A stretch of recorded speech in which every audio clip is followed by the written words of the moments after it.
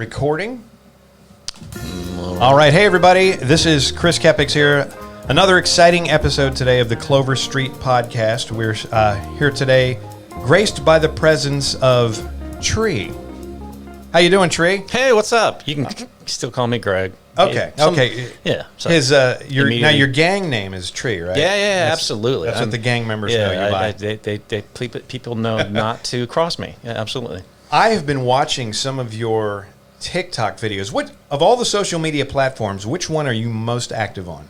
TikTok. TikTok. As far as the usage is 1,000 times more than anything, it's TikTok. But as far as actually creating, I like to do that, and then depending on if I like what I put out, then I'll share it to both Instagram and Facebook. You use the feature where if you post it to one place, it then automatically, yeah. But then there's some things that could be a little bit more divisive, right? And I don't have a lot. I don't friend people on Facebook just for the sake of it. No. I'm very reserved. Yeah. And also, depending on what you like to talk about, share, and everything like that, I'll unfriend you. I'll unfollow you. I'll unfollow you. Yes. And because it's just.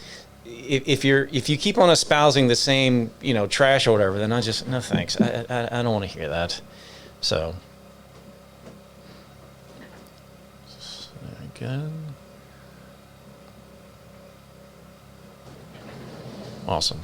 Sorry, the first part of this podcast was not video recorded because I'm a moron, but we are live video. Now you can get a good look here at Greg, a.k.a. Tree, on YouTube. Yeah. Now when I reconfigure this, I'm going to have the computer over here. It was kind of a dumb move to put it over here because look how much of me I'm blocking. And I want people to see the sensation that is Chris Kepics. Oh, do you got the little lift lever on your seat? I'm kind of tall. I'm 6'3". So yeah, there you go. You're what, 6'8", right? No, I'm 6'5". Okay.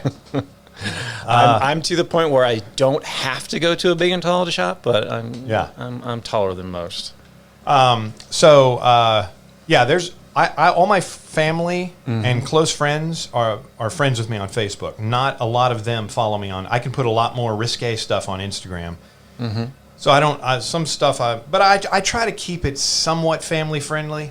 Yeah, family friendly. That's the international symbol for family friendly, there, right? Yeah. There's a certain public figure that's how they danced and everything like that. It looked like they were pleasing several people at the same time.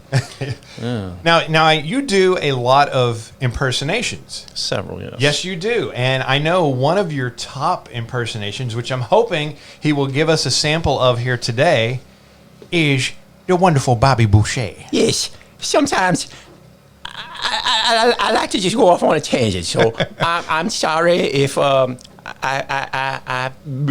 become a bit of an attention whore in this nice. Now, for those of you just listening to this podcast, you're missing out because he's doing all the facial tics, hand movements, everything. He has actually transformed into Bobby Boucher from Waterboy. For those of you who are too young and don't know what we're talking about. That's an Adam Sandler movie. Look him up. He's a brilliant comic out there today. Have you heard of him? Yeah.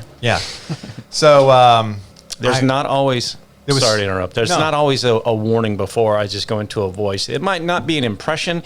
It could just be a voice. It could be a character from a show, or just something that There's some of my favorite voices are people that are just completely unknowns who have the most distinct voices, and I go, "What is that?" And I'll point it out to somebody else, and they don't see it. Yeah. And at my job when I'm making deliveries and stuff, I see a guy and he starts talking and he has a cartoonish voice, and it was jarring. Yeah. And, do you ever shop at the Walmart do you live in Hampton? Yes. Do you ever shopped at the Walmart in Hampton? I try to avoid it, but I had to go there today. There's one guy in there, a unique fella. His name is Josh, and he might be a little special. Sorry about that, ladies and gentlemen. Brief interruption here. I guess we should explain to people what's happening. Because at the studio, the offices here, where I also run my DJ company, we have lost power today. I have no idea what the problem is, what happened. We lost power. I've contacted the landlord who owns the office space. I've contacted Dominion Power. And it's just a hassle. So today's podcast is actually being run off of a gasoline-powered generator. So if anybody wants to sponsor the podcast that is a generator company, that's right. Contact Mr. Chris Kepics. This podcast is brought to you today by the fine folks over at Honda. What are we talking about? On your dime. There's a gentleman who works at the local Walmart. His name is Josh. He's a little special, but he's hilarious. I think he just might be autistic or something. Mm-hmm. But you don't know who I'm talking about, right? White guy, sort of a buzzed haircut. No. And when he's bagging, he's a cashier and he's ringing you up and he'll put something in the bag and he'll pretend he dropped it. And he'll be like, I'm sorry, I dropped your eggs. I dropped all your eggs. And then he'll, not even a half a second, he'll look up at you and just, gotcha. He's a little off, but he's endearing, he's loving. Timing. And if I ever see him stand, I'll go and wait in his line. So he means well. Yeah, he's a great guy. He's just trying to be an affable, hey, and some people just don't have time for it. Right. They're having a day. Mm-hmm. Yeah, shut up. Sorry. Speaking of impersonations, one of the best impersonations that I've always been able to do. Okay. It's going to date me a little bit, but I think it's making a comeback. Is King of the Hill, and I can do Beavis and Butthead okay, maybe not as good as you, but I can do Hank Hill perfect. Okay. I mean, if Mike Judge was ever ill, I could fill in for him. Now, I will say that the voice that I do is probably identical, except I don't identify as that. I identify as Mr. Anderson, the old man from Beavis and Butthead. Oh, yeah. Now he's going way back. You got to look at the early 90 days of Beavis and Butthead, the original run. I don't even know is Mr. Anderson in the newer episodes? I don't know. I really haven't been to it. I got a free trial of the Paramount Plus for that and a couple other things. Gotcha. And every now and then I'll see a clip, and because whenever they brought it back, and they put it on like DVD. Part of the appeal for me was them just in the middle of a video. MTV used to play videos instead of just believe it or not, ridiculousness. So, exactly. MTV used to mean music television. Instead of it just being Rob Dyrdek, Chanel West Coast, and Stilo Brim, you had multiple people that were employed by music television. Yep. Weird. And the show was really irreverent. I was, in my early 20s. This was whenever I was in the Navy and everything like that. I saw it was on Liquid TV before it launched on its own. And the early days. Yeah, and I saw that and I went, oh my God. So King of the Hill is Facebook version of Beavis and Butthead. You know how you're saying you're keeping things a little, middle American and everything like that. Yeah. A little bit more for everyone to digest, whereas Beavis and Butthead is a little bit more irreverent. It's just stupid. They played frog golf. And I was laughing. And, of course, now in this advanced age, I'm going, Now, do you remember where The Simpsons first premiered? Tracy Ullman show, I believe. That is correct. And I really wasn't even a fan of that show, but I do remember how I was not a huge fan of Tracy Ullman, but I would watch it just so I could see the Simpsons That's clips. The thing is that occasionally I would watch that, and I would watch that. I was like a passive Simpsons fan. I was never somebody who was obsessed with it. Yeah. The shows that I really got obsessed with as far as animation was Beavis and Butthead, and then that moved on into South Park, and then Family Guy. And then there's been a couple others that I've touched on and everything like that, but the ones that really drew me I don't in was, have whatever service you need to get South Park. Probably just regular cable, Comedy Central. Are they still on there? I think they do, but they're hilarious. Again, Love South Park. The only thing on Comedy Central that I pay attention to is like if you see a clip from The Daily Show or something like that, and then maybe there's that occasionally they'll put out a stand-up comedy special. That's weird.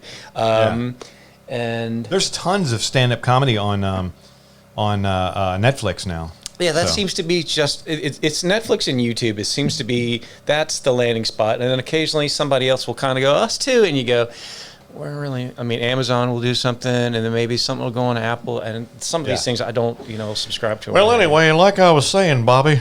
That boy. If I catch you boys whacking off in my tool shed again, there's going to be hell to pay. Son of a bitch.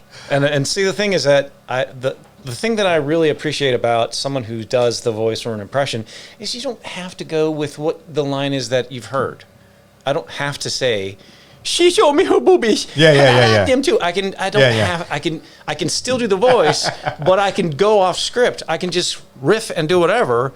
Otherwise, everybody's just saying, "Get to the chopper." That's why I'm such a fan of.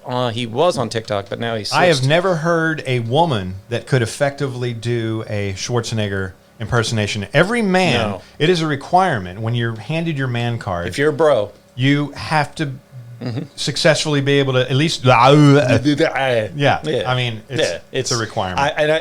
I've tried to kind of suppress any Arnold because of the guy that's just does it flawlessly on Instagram. That's Joe Gaudette. And I think I've probably... Is he the one that does the voice for when they change the faces? He's the voice. Right. And Brian Monarch Brian Monarch, everybody. Shout out. Very good guy. He does the deep fake. And it's...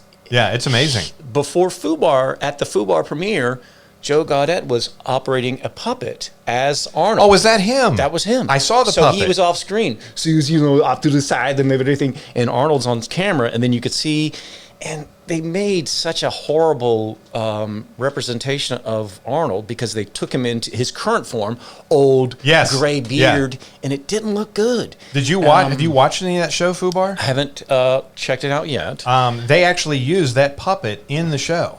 In one scene when he's in therapy with somebody, she has a puppet and he has a puppet of himself, and they try to work out maybe it's their marital issues. I don't know if it's with his wife or his daughter or his partner or whatever, but they actually, that's where the puppet comes from. It was actually whenever I heard his almost perfection, I went, okay, that's off the table for me now. Yeah. It's so, and occasionally I got some people that I work with that they tout themselves as being, voice people, and they try and everything like that. But they've got limitations. So if you do a character or a voice or something like that, fine. But are you limited? And that's the thing. That if I'm gonna do that, and I'm gonna make it sound as good as I can, I don't want to have limitations on it or whatever. So that's why whenever I see somebody who just nails it, it's like that other guy who does amazing impressions, Matt Friend, on he does TikTok and he does Instagram and everything like that. He is absolutely blown up. I don't know if I know him or not. He does the best Trump impression I've ever heard. Yes. He does. I've seen him. Jeff Goldblum, Mitch McConnell. Yes, he does a lot of. And have you seen the clip where he is like with Jeff Goldblum and they're sort of playing off each other? There's two different impressionists. Okay. All right. Yeah. One is friends with me on TikTok. That's Justin Ruppel. Shout out to you, buddy. He does a lot of. Whenever they redid How to Train Your Dragon. You mean made a sequel? They redid it? I didn't know that. Well, I don't know if it was just like I'm not certain of the how they presented it, the newest form of it, but he was brought in as a voice actor to take over as one of the characters that was like the dragon? Tough Nut. I want to say that's one of the characters, and I don't know who originally played it, but I know it's an actor who does also voice acting and stuff like that. But he did a thing with Jeff Goldblum, and they're in a cabaret. So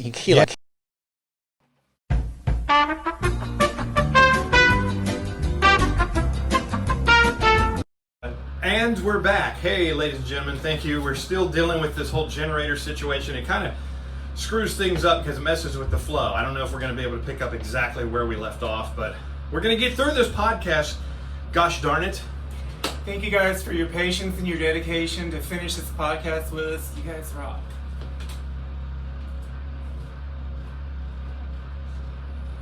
One, two. All right, sorry again for the interruption there, folks. Greg, I would like to propose something to you because I don't know anybody that likes Your Mom's House or Two Bears, One Cave or Birdcast or JRE. You listen to him too? Mm-hmm. I got a spider on me? It's on the mic. Oh, cool. There's a little spider on the mic.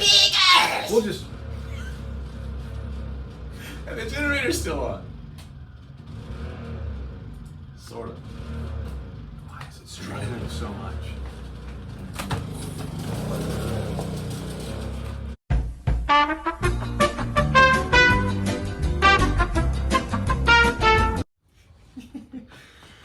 All right. So I apologize once again for the interruption. We shouldn't have any more interruptions because we're going to do the rest of the podcast video only for now. We'll try to get the audio extracted and put that up on Spotify as an audio podcast as well. But what were we talking about? Oh, okay. So my buddy Greg here. By the way, we used to work together years ago at delivering seafood, fresh and frozen wholesale seafood at a company here in town, and that's how we met. And I used to go to high school with his brother, so there's the connection. And me, we were at the same high school. Well, but we didn't go together. I think you were a couple of years behind me, right? 91. That's what year you graduated? Yes. Oh, then yeah. I don't remember ever seeing you though. Do you remember? Yes. Really? Yes. I don't remember that. Well, anyway, so we're not. How old are you, Greg? 49.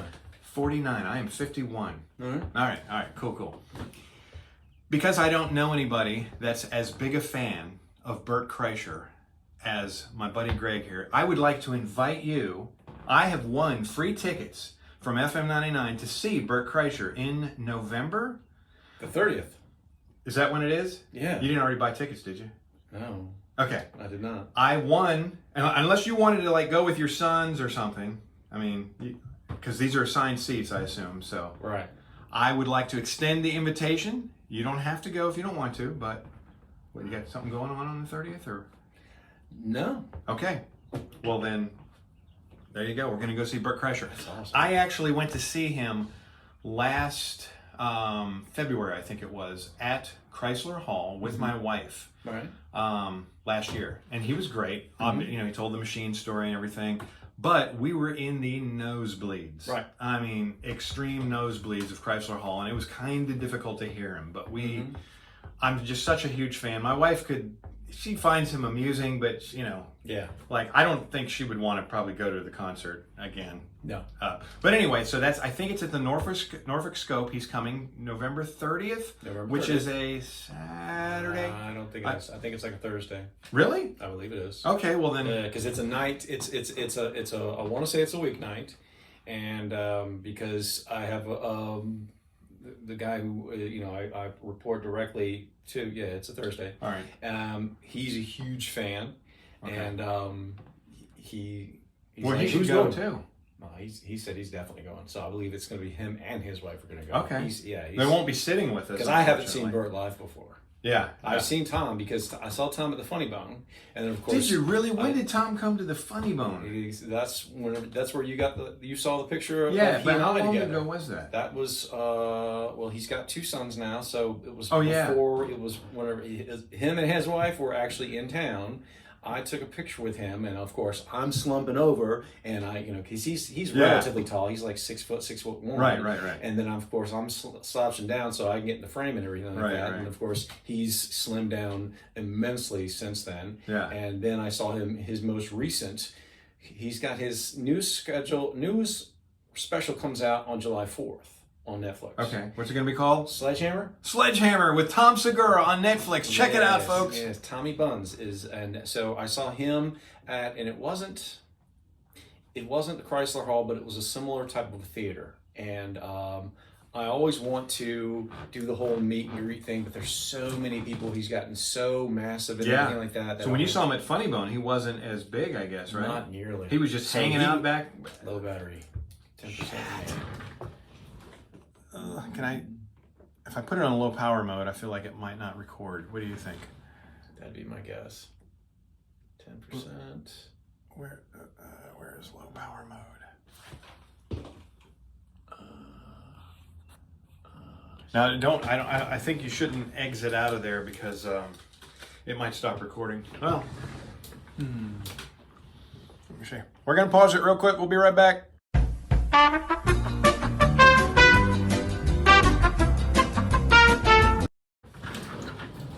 All right, sorry for the interruption. Boy, I tell you, it's like God does not want us to record this podcast. We have 10% battery left, so this might be a lame-ass hour-long podcast. Anyway, it must have been really cool to meet Tom Segura. Yes, he was really generous with his time, and I didn't want to burden him by, trying to have a bunch of, because you can hear these folks talking about meeting everybody, and everyone wants to be chummy with them and everything like that. Mm-hmm. And of course, I'm no different, but I just, he was nice enough to take a picture, and I was grateful. My wife was like, "You go ahead and take your picture with him and stuff." Who took the picture? My wife. Okay. Yeah. I went and saw Jim Florentine there. Got my picture with him. You know who he is, right? Oh, absolutely. From Crank Yankers. Here's the ironic thing. I remember that. One of his biggest characters on Crank Yankers was the special ed. You've got mail guy. Remember? Yes. He'd be like, "Hey, you've got mail." You got mail. I got mail. Yay! And he met me, who is the I've got mail guy, the real I've got mail guy. There he is. So that is Tree. Look at that. With Tom Segura. It wasn't all gray back then. He was quite a bit heavier back then. Yeah, he was. There was more Tom. Wait a minute, if we're showing pictures off. Yeah, I think his doctor said no. Some other comedian said that you need to be less people. So I always appreciated that line. I was fortunate enough to meet one of the pioneers in podcasting, one of my broadcasting heroes. He's right up there with Howard Stern, Joe Rogan, Dave Letterman, and, of course, this man right here, Adam Carolla. And I look like a psycho homeless man off the street there, and he probably thought I was. My hair was a mess, my beard was unkempt, but it was an honor and a pleasure to meet Adam Carolla. Very nice guy. Do you ever listen to his podcast? I know he's one of your favorites and everything, but there's actually people that I got into listening to, and I just faded off, and I never, picked up on his. I started listening to Bill Burr. He had a couple of different things, but I just kind of faded off into that. He does a lot. Doesn't he do a solo podcast? He does a solo one where he's just talking to himself, by himself. Yeah, and I've heard a couple episodes of that. The Monday Morning Podcast, and then he does a couple of us, some friends, and never really listened to them. But my wife loves him. She wants to see him in concert so bad. And that's the thing, is that I believe that if I love your art, which is your main draw for me, for those people, is your stand-up. So if I hear you all the time, I might get sick of you. Well, you definitely have to work out fresh material. Yeah. So that's the thing, is that he can say something that has made me laugh so hard on the podcast. Yeah. And I've never heard him mention it like on stage. And if he ever did, it would just be kind of like a little Easter egg for those podcast listeners. Right. And of course, and Tom and his wife Christina P have done that on their specials.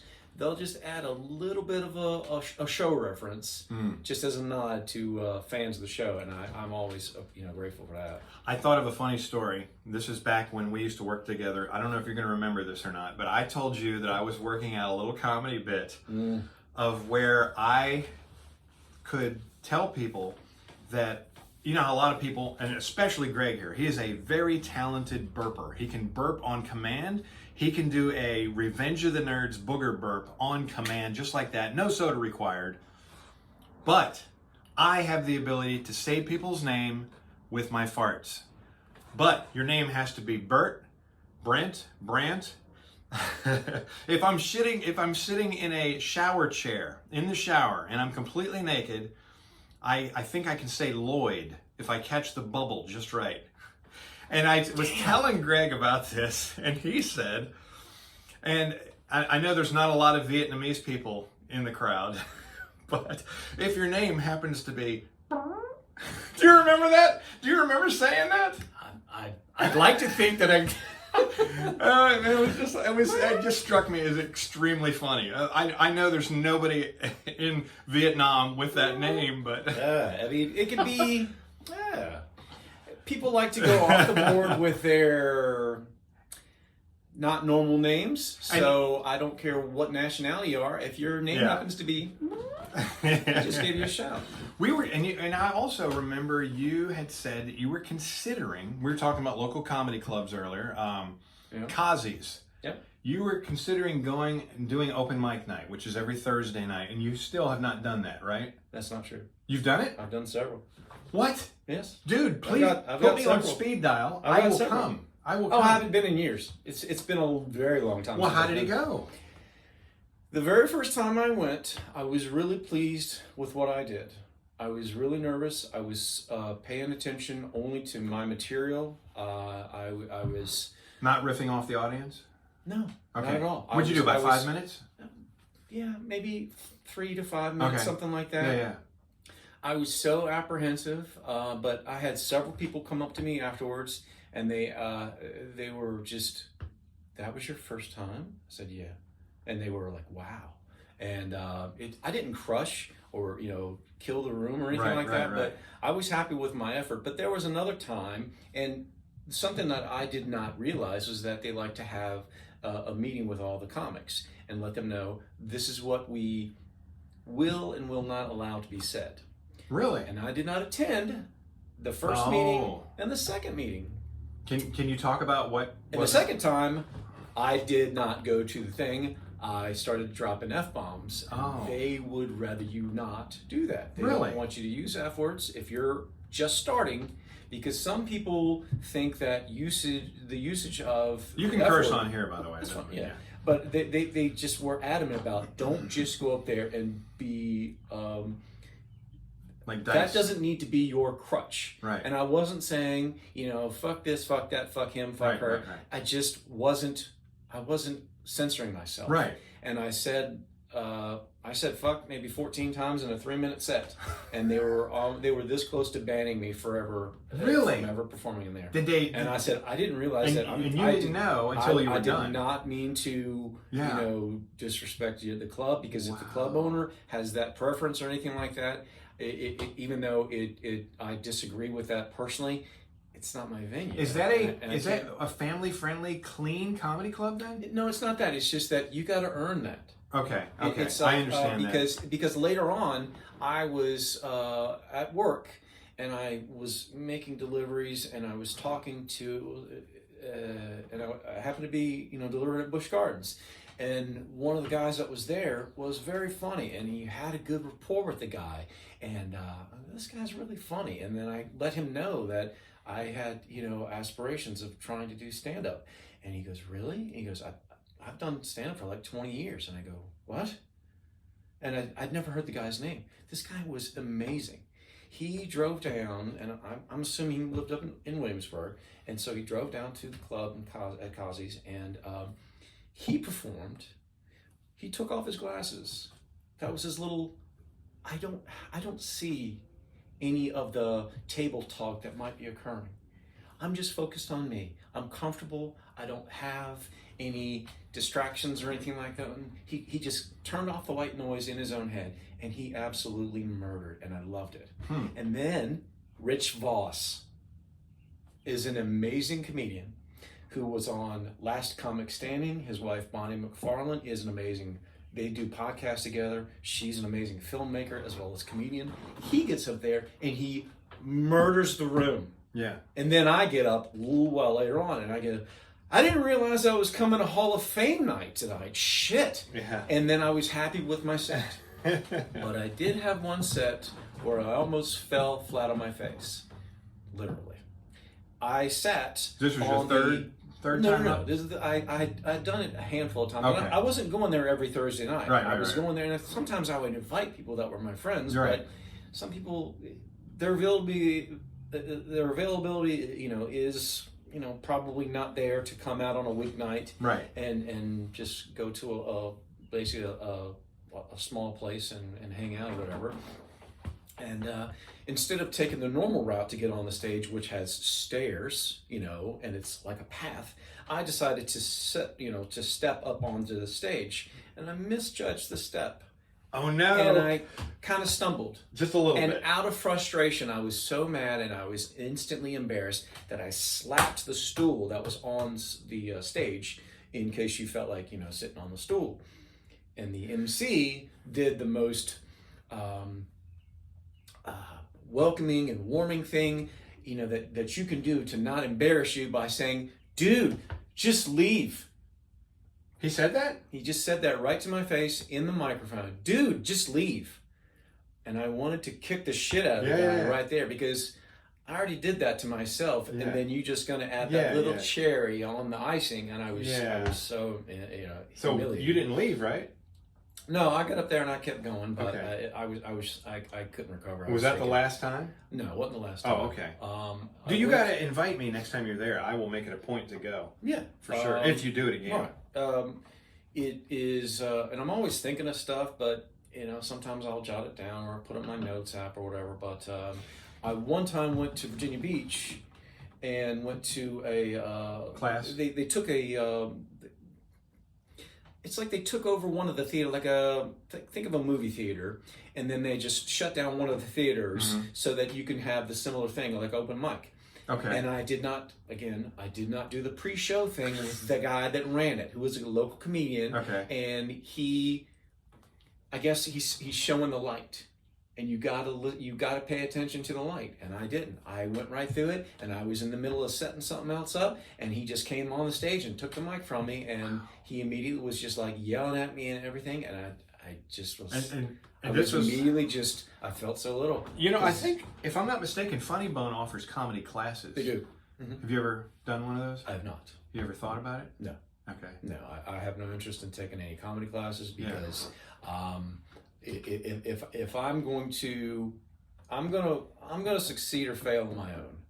I'll take any kind of suggestions that that somebody might have, and at my discretion, whether or not I'm going to implement them, I will, or I'll say thanks for your input, and then proceed if I feel as though that's my way to carry on, then that's what I'm going to do. But, doing stand-up is sort of like you're just memorizing your own script in your head, right? And then then you fine-tune it, you figure out where to pause to let the audience laugh, and beats to hit and stuff, right? Yeah, I went up with the very first time, I almost did everything sort of verbatim of what I had written down.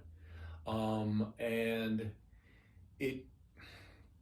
whenever I hear people on podcasts and it's always comedians, the only other thing I would listen to that's podcast related would be like one sports show, but it's not all sportsy. It's talking about life and being funny, and I love it.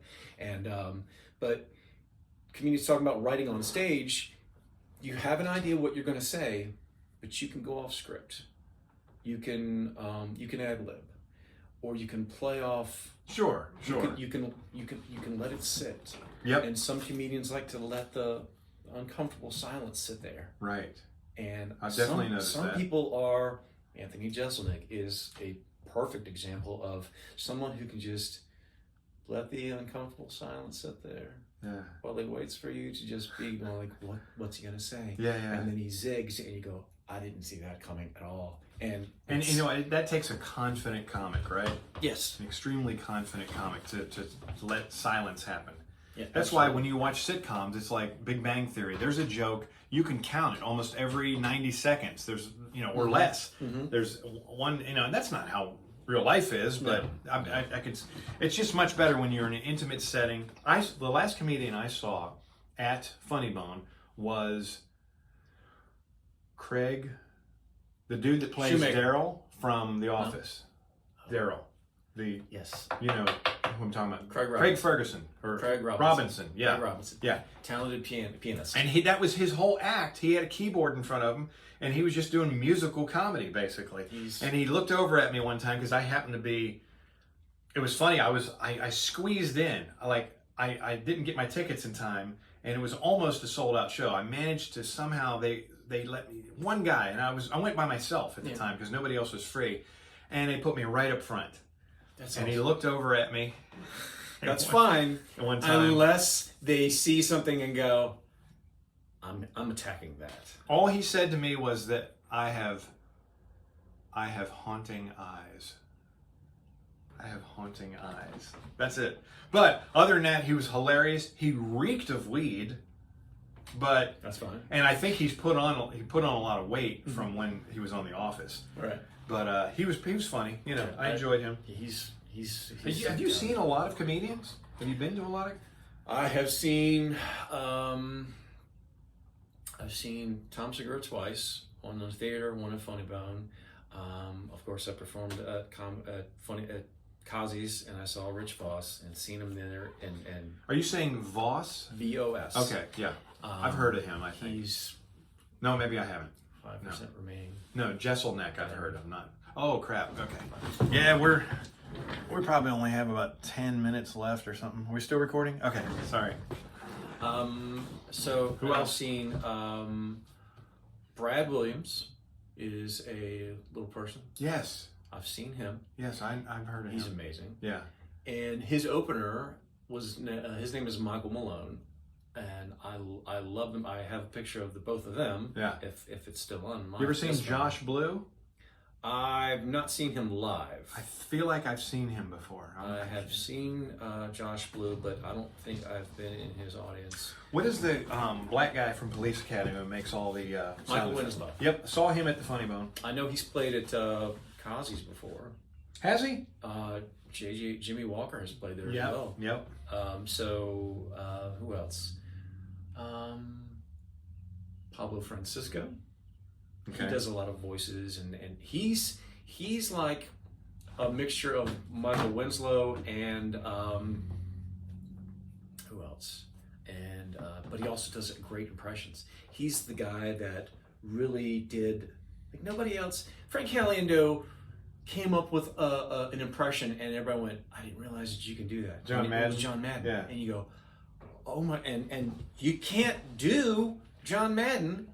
And you're doing Frank Caliendo's John Madden. That's the only. It's kind of like my George W. Bush was Dana Carvey. Dana Carvey.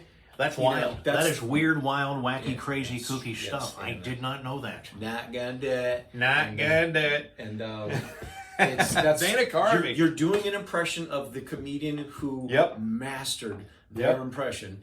And so Brad Williams, Pablo Francisco did the movie trailer guy. I know that movie trailer guy. He died. Yes. LaFontaine. Don LaFontaine. When he was still alive, though, he listened to, because I used to do voiceovers, and he used to listen to my stuff, and he complimented me, and I said, "Can I use a quote? Can I quote your compliment?" Yes. And he let me do it. Can I use you as a testimony? Yep. Please. Yeah, that's funny. You know him, and you know that his type name. of credibility is I love that. So Yeah. whenever somebody who's got those kind of chops says you're good, that means the world. to me. In a world. There was another venue where I was doing some stand up. It was a little restaurant, little sports bar, and he worked with us, delivering seafood, and he wasn't funny. Who? At all. Who are you talking about? I forget the guy's name. It'll come to me. But he somehow just got in the owner of this sports bar's head and said, "Let me do an open mic night. Let me do a comedy night." And he was doing it on like Monday nights or Sunday nights or something like that. And I kept going up and I kept going up, and he would push me off to the end of the night where everybody's leaving. And I would go up there, and I was bringing the most people. And I felt like Rick Pleasance. Maybe. Rick Pleasance. This was after The I reason left. I know this guy's name is because this was his pickup line, where he would say on stage, "Rick Pleasance, it's not just a name, it's a lifestyle." He wasn't funny. He had the ability to talk into a microphone, which not everybody does, but you have to have something behind it. And I wasn't good. I brought people, and I tried to be funny, and I really tried to do my thing, and he was getting paid and then he would ship people off. And then there was somebody who came in there one night, and his shtick was that he was like a insult clown comic or something like that. I don't know this person's name. I don't remember it at all. But I just remember pitching him the premise of a joke while he was eating his chili cheese fries. This just costume as like a reject from the Insane Clown Posse. And he was eating these god-awful heart attack in a paper bowl kind of a thing. And I just remember pitching him this joke. And I said, "I got this joke idea. I want to run it by you." He's like, "You only hear it." I said, I want to know if it's gay or if it's narcissistic that I like to masturbate to my own asshole. And he almost spit all of his food out of his mouth. And he's like, God damn it, I'm eating. And I was like, sorry. And so, and there was more that I added a couple of tags to it and stuff like that. And, I don't know if it's necessarily, it might be gay. Yeah, I don't know. But it's mine. It's some people are like, if you have anything to do with knowing the way that you I mean, when you say masturbating to it, do you mean looking at a picture of it? Yeah, that's the thing. And because you can't see it. I kept going. I was like, but I'm old. So now my back hurts. Yeah. And now I gotta hire. Prior to this, Or you have several cameras going. I now have to hire a little person to hold the mirror, and then I started turning it into an Ann Geddes painting, and now I've got little children that are like tucked into my asshole like it's a sunflower. It was just this whole bizarre, just a weird. I went off on a tangent again, Beavis and Butthead or Reverend. I myself, I would have been canceled had I had notoriety. I can't get into the whole butt sex thing. I can't do it. To me, it's exit only. And there are some very attractive women out there, but I don't know. If Margot Robbie said the only way you're going to get any action from me is there has to be some butt play, I guess I would, just because it's her. But generally speaking, it's just not for me. I think the only reason that guys do it is because they want that extra tightness, but that might be because they have small wieners. It could be that. It could be the power dynamic.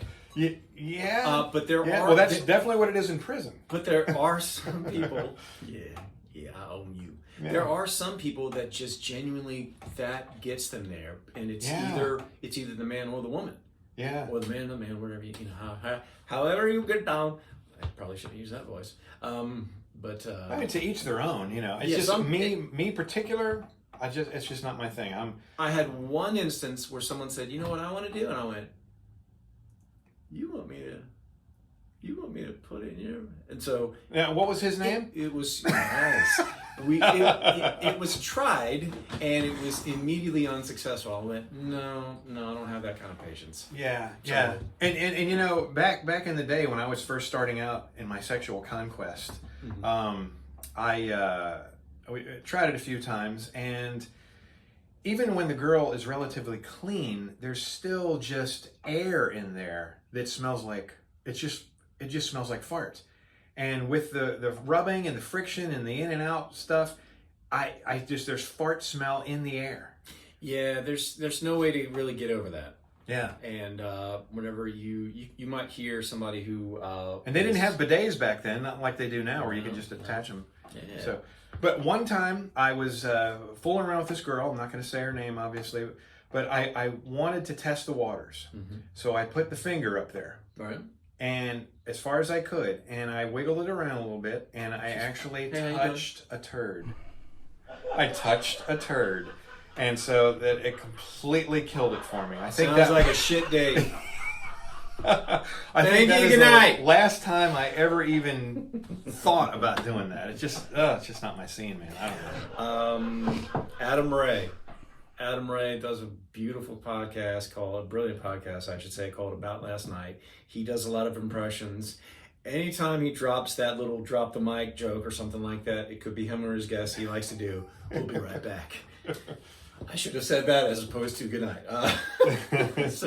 I'm just a big fan of that. But yeah, it was just a one time. She's like, "You want?" I said, "Yeah, we'll try that," and that was it. But there was one instance where somebody decided they wanted to kind of give me a hand. So they were giving me some special mouth hugs, and then they decided they wanted to go a little bit further south. Once again, what was his name? Yeah. And they just kept going, and I kept, becoming more and more accommodating. Okay, all right. And no, there's no need for the kiss afterwards. But and they asked me, "Hey, did you like that?" I go, "You didn't hear me complaining, did you?" So that was. Have you ever had a woman toss your salad? That's what she did. Oh, that's okay. That's exactly what I had she did. one woman do that to me too, years ago, and in my case, the woman was way out of my league. I don't know how I landed her, just a couple of encounters with her. But the first time I was with her, she was just way out of my league. I thought she was so attractive. And she sort of took control, kind of pushed me down onto the bed. And okay. All right. And I was self-conscious about my butthole back then. All right. I'm even more self-conscious about it now. Right. Now you got to worry about going to see Dr. Jellyfinger and all that stuff. Yeah. But it was very pleasurable. But I remember I sort of had my. Let's see if I can do this. I'm falling over in my chair. But I sort of was like I was in the stirrups or something, you know. I had to hold my legs up to give her better access. Wow, this was an OBGYN that gave you this. That's, yeah. Wow. But I don't know how this happened. And this chick was so out of my league. And then I made the mistake of telling people at work the next day about it. And they knew her. And then they kept teased her. You keep saying that she was out of your league, but wasn't? You know what kept you in her league? What? Her daddy issues. Yeah, probably. Probably. God, man, that was something. And then she started dating this other guy, and I think maybe ended up marrying him or got engaged to him or something. And so the people that I worked with also knew the guy that she was marrying. So they say, "Hey, how did Kepics' butthole taste when you kissed her?" You know, this girl. They just never. They never let me live that down, or any of them, any of the party. Man. So yeah, she's a big fan of the Browns. Now, you would enjoy pornography from time to time, right? Would you be willing to admit that on camera? I mean, there's just there's certain things that get me about certain porn movies. Like first of all, what is up with all the stepdaddy? And hey, stepbrother. I'm stuck. Hey, yeah, or they get stuck in the dryer or under the bed. It's so ridiculous. I saw somebody. Excuse the interruption. I saw somebody who put out a parody of porn, and I think that sounds familiar to me. Stepladder, you got stuck again? Yes, I saw that. It was a quick little TikTok or something. Yeah. What are you doing, stepladder? Oh my god! And then then of course they spread the ladder apart and. Yeah. But I hate the porn where they don't show the girl's face. I gotta see the girl's face. Or how about when you're coming near the end, you're about to finish up yourself, and they show the guy's face. Like if you're making a real movie, I don't ever need to see the guy's face. No. Blur it out, or have him wear a gimp mask or something. I never need to see the guy's face. I always need to see the girl's face. There has to be good lighting. Audio. I like to hear the audio where the action is. A little ASMR is fine. I know moaning and stuff's going to occur. I like a little of the dirty talk, but I want to hear some macaroni and cheese. Yeah, that's right. That's right. Mm-hmm. So I'm very particular. There has to be, I will sit there and fast forward through scenes. I like the unexpected sex that happens on the massage table. Sometimes they act that really good. I'm like, this is real. They actually hid a real and I'm convinced. But some of the acting is horrible, and it's not. Absolutely. Oh, God. But anyway. Oh, man. Oh, jeez. And then, what are you into the big girls at all? When you watch the big girls? No. I'm surprisingly, I'm not into the big girls, but I'm surprisingly getting into the mature. No. Not the grannies. No. Just the cougars, like that's in their 40s, maybe 50s, if they're not holding up well. Not interested in seeing bruised beyond ripe bananas. No. There's so many different categories. And sometimes you'll see that pop up as a suggestion. No. You remember the magazine Barely Legal? I remember hearing of it. Oh, well, yeah. I mean, it was legal. Yeah. It was called Barely Legal, but if you go into Pornhub search engine and type in Barely Legal, it won't bring you the results. It will pop-up message will say, you might have a problem. Here's a number to call. Oh, wow. Because they want to red flag this guy, because he's looking up barely legal, but still legal, right? I don't know. But anyway, masturbation, who needs it, right? Right! What a jerk. I can't believe that. And if for something happens and this battery does die on us, boom, we can switch right over to this. Okay. And I can put it all together. I have 40% left on that. So anyway, yeah. What else? What else is there that we can discuss? Tree. Where'd you come up with that name, Tree? It was given to me. Nickname. I did not self-gloss that nickname. Okay. I was related to your last name. Yeah. Okay. Just Gotcha. last name being Forrest and me being tall, and somebody happened to grab my command ball cap whenever I was overseas when I was in the Navy, and they just wrote down the word tree. And this was in if you were a fighter 1994. pilot, that could have been your call That could have sign. been, that could have been my call sign, Yeah. absolutely. But that would have required me to actually, do better in the school than I did. Yeah. But I didn't do well either. no, I didn't really. I was so obsessed with being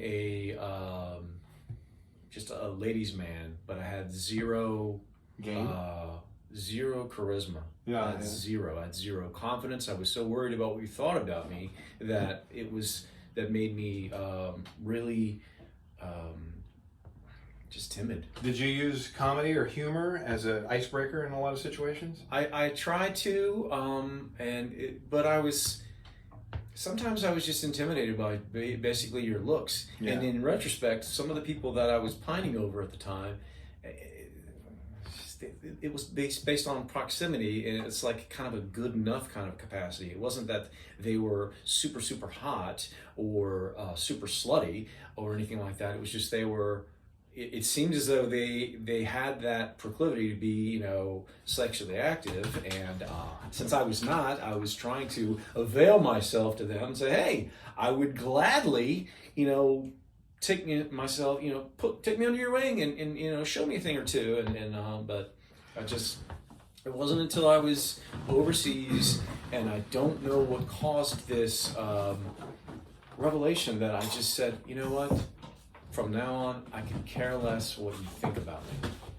I just don't care. Yeah. And it almost like a light switch is that the people that were into me were really into me, and I didn't bother chasing somebody who wasn't. And that was either with people that I was trying to have a conversation with, or people that I was trying to pursue, or the reverse. I stopped caring. I was quite shy back in the day. I mean, I used my humor, but for some reason, there was this one girl who went to our high school. We went to the same high school. I don't think you know her because she was a senior when I was under a lesser grade. Her name was Noelle. And she, in my opinion, I thought she was the most attractive woman in the entire high school. I believe I remember her. Do you really? Mm-hmm. Last name began with a B. Yep. Mm-hmm. Yep. That's her. And I. Yeah, there was a whole list for me of like, yes. Do you remember how attractive yes. she was? She was. There were several people that went, oh my god. Yeah. She would always just talk to me. And for some reason, and I never had anything to say. Yeah. I had no value to add to her life. I had the confidence though to let her know that I liked her. I got her flowers one time, and I gave her a card, and it was like maybe a picture of a flower on it or something. I remember you opened it up and it said, "The best is yet to come." That's actually subtle. That never led to anything. That's actually subtle. It's not creepy. Yeah, but she. First of all, she was a senior. I was a nobody, a goofball. Wasn't particularly good looking. Her sister was Nicole, right? I don't know. I didn't even know she had a sister, but I believe so. I did end up. I ended up getting her to sign my yearbook, and she said something like, "Chris, you have made this year interesting." She said that. That's about all I remember. And then we had a phone conversation one time. I actually called her, or I don't know how we did it, but I got her on the phone, and I was so nervous. And I remember in the phone conversation, I said to her, hey, if you ever want to, because back in the 80s, the late 80s, people would still go to malls and just hang around. Yeah. Just hang out at the mall. So I said to her on the phone, I said, hey, if you ever want to go to the mall sometime and pal around. I actually said, you pal around. Immediately put yourself, hey, I'd like to volunteer myself to be in your friend zone. In the friend zone, yeah. But I had never said the expression "pal around" in my life. And I was so nervous, the words just popped out. And there was a friend of mine who was listening on three-way to give me moral support. He heard the entire conversation, and as soon as she hung up, me and him were still on the phone. I said, dude, can you believe I said pal around? Do you want to go to the mall with me sometime and pal around? I don't know how my granddad's voice box sort of came online in my voice box and took over. I think she ended up going off to West Point or something. She was like a good student, and she ended up doing well. I tried to Facebook stalk her before, but I was never able to find her. But yeah, I've had rare moments where I've had the courage. Now, you know what's so ironic now that I'm a happily married man, have been for almost 20 years, I have no problem talking to women. I don't care how beautiful they are. I could walk up to Margot Robbie and say, hey, what's up, Margot? You know, hey, what's good movie. up? Because the idea, the possibility of it ever turning into anything is completely off the table. And once that's gone, the confidence is just... I'm you're not... like... So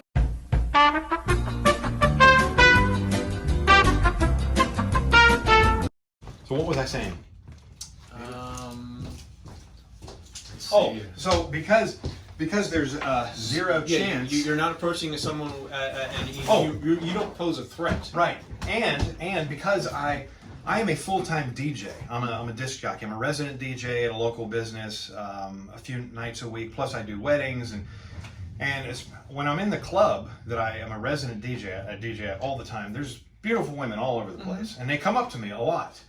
And I have to be real careful what I say here. No, I'm kidding.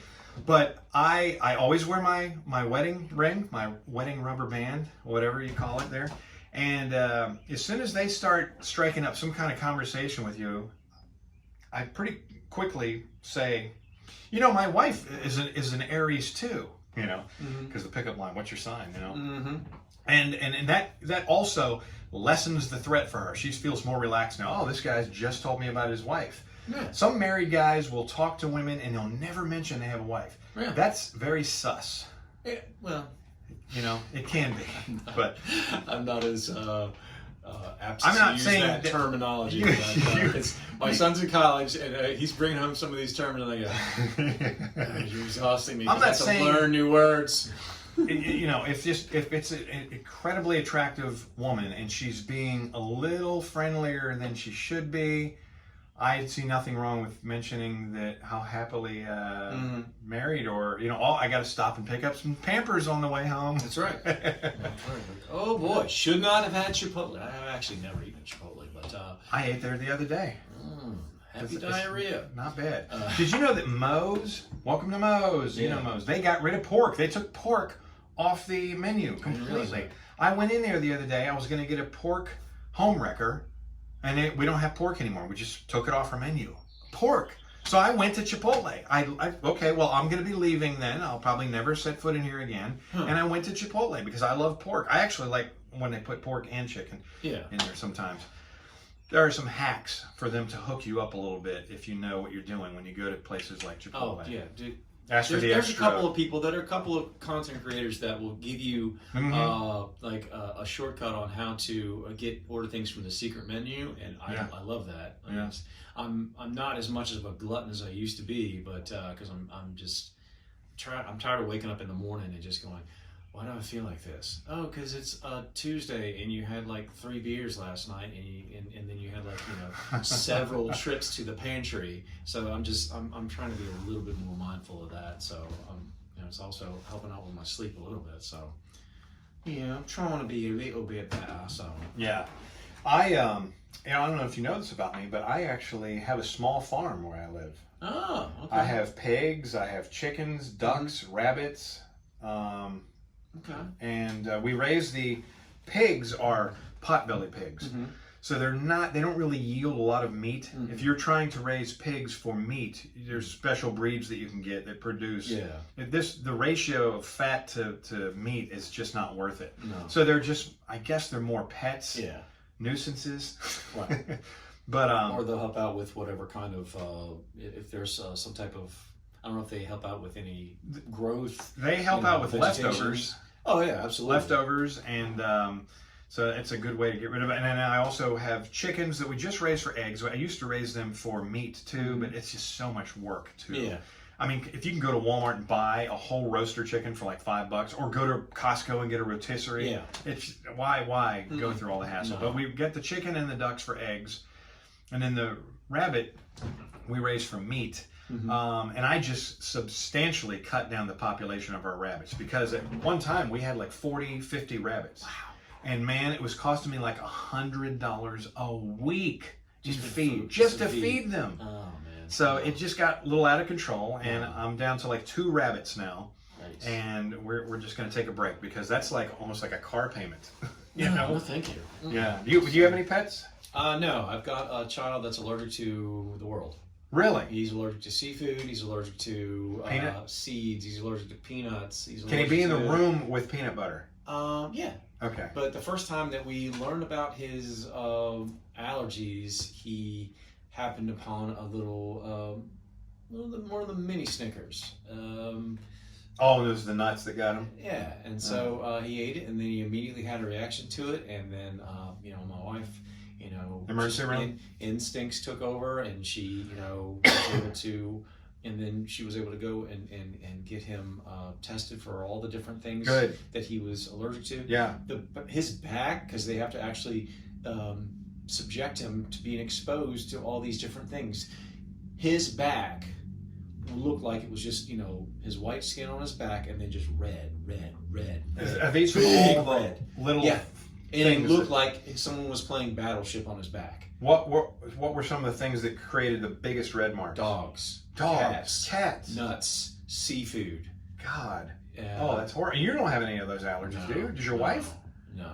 Oh. No. That's weird. It's like you're making kids less resilient these days. Well, that's the thing, is that I want to say that, we don't know everything that's put into the stuff that we constantly use. True. And so, But they're able to isolate it at the lab and say it is just pure peanuts that this kid's allergic to, right? Not the hydrogenated soybean oil or whatever. There are things that you can get and you see made in a plant that may processed, tree nuts and all that stuff like that. Those are things that as long as you're keeping an eye on stuff that, but there are certain things, like if he is handed a burger and it's got sesame seeds. Right. Take it. They called you that in college, didn't they? What? Tree nuts? No. I did one semester of college. I did one semester of college, and then I joined the military. Yeah. What branch? Navy. Mm-hmm. I was in the Navy for 34 days.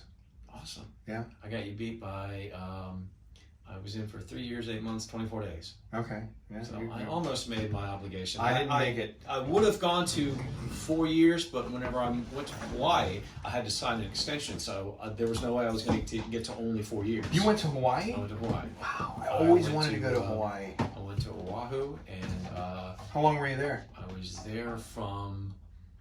I got there in April of '95, and I left in June of '96. So wow. I started. Are things crazy expensive out there? Yeah, well, you're living on base and you're single. Oh. So I don't have the same. Oh, you were single? Yeah, so, yeah. Okay. I'm living in the barracks. And so is Spam as big a deal as people say out there? They absolutely love it? Absolutely. Yeah, they mix it in with their sushi. Hawaii has its own little hybrid of cuisine. They'll take from different different Asian cultures, and then I did not realize how many people of Portuguese descent are living in Hawaii, that are in Hawaii. And I go, I didn't realize that. Is Hawaii anywhere near Portugal? No, it's just a weird. I don't know. It's almost like the Philippines. Yeah. The Philippines is basically Spain taking over and basically diluting the population that is Southeast Asian, and now you're adding Spanish last names. Joe Coy, another one of my favorite comedians. I just discovered him within the last year. He is funny. He's so fantastic. Yes. And I remember watching him back whenever his son was young, and he would talk about his ting ting, which in Tagalog, tite is penis. So he would talk about and he couldn't say tite, he would say ting ting. And so he'd be naked and run around and everything like that. And he does a great bit where he's talking about his kid was naked running around his house, and his mother, who's got the thickest Filipino accent that you've ever heard, she went up to him while he was naked and she grabbed his tite and she goes, "I got your tite," and he screams. Joe Coy is laughing the whole time. He's like, "That's fucked up because she did that to me. She did that shit to me whenever I." Why? Like, he's like, what? Why do you not? And she does the whole bit, and he does his mom's impression so great. You really have to look. We'll have to look that up. And I want to say that it's. I'm not certain if it's still on Netflix. Did you know he and Chelsea Handler were in a relationship for a while? Mm-hmm. Yeah. She was also in a relationship with 50 Cent. I did not know that. Yeah. Really? I don't actively pursue the whole celebrity gossip stuff, but sometimes it just hits me. Just based on somebody that I'm listening to or whatever, and if they passively catch it and they, pass it on. Now, she is a classic example of me looking for mature porn on YouTube. Yeah, chicks, let me search chicks that look like Chelsea Handler, because I think she's holding up pretty well for a woman her age. Absolutely. She's like 40, or she's like 50. Yeah, she's our she's age. about 50, yeah. Yeah. And slightly younger than her would be, I want to say, Whitney Cummings. Oh God! So, Did you see that picture of her that she posted on Instagram of her naked on a balcony somewhere where she was performing? She was holding. She had one hand like this over her boobs and another hand over her. I may have seen that one. And I normally don't do this, but I saved that picture on my phone. Just saved it so I always have it just in case. My wife, she needs me to go get her Pampers. She's also near us. Whitney Cummings is very funny though. I've seen her stuff and oh man. Oh, I wanted to go back. So speaking of Spam in Hawaii, I like Spam, but I only get the low sodium stuff. Okay. Not because I'm health conscious or anything. I just think that regular Spam is just too much. Too salty. Too much. It's too salty. Yeah. And I've seen people that have taken and they like to, if they're a food content creator and they'll show you this is how I make that, and I go, that looks pretty good. Yeah. And I don't think I've ever actually purchased it myself, and I don't recall. I may have been young whenever I had it, but back in 2001, I entered into seminary with the Russian mafia. Here's how it happened. No, I entered into seminary though in 2001. It was one of those things where come and try us out for a year, see if you like it, see if this is the life for you. Do you want to be a Catholic priest? Back in 2001. This is sort of before the lid really blew off on all the sexual molestation scandals and everything. And so I went up to New York. I went to the Bronx. It was a great experience. They sent me to school. I went to Fordham University for a couple of semesters. And I was in charge. All the men that were in formation studying for a priest, we all had duties. We all had responsibilities. And my duty, which I think I actually volunteered for, was to do the grocery shopping. And I went to Costco a lot because they had a Costco card. And I got the hankering for some Spam. So, if you go to Costco, you can only buy a pallet of the stuff. So I got like a pallet of Spam.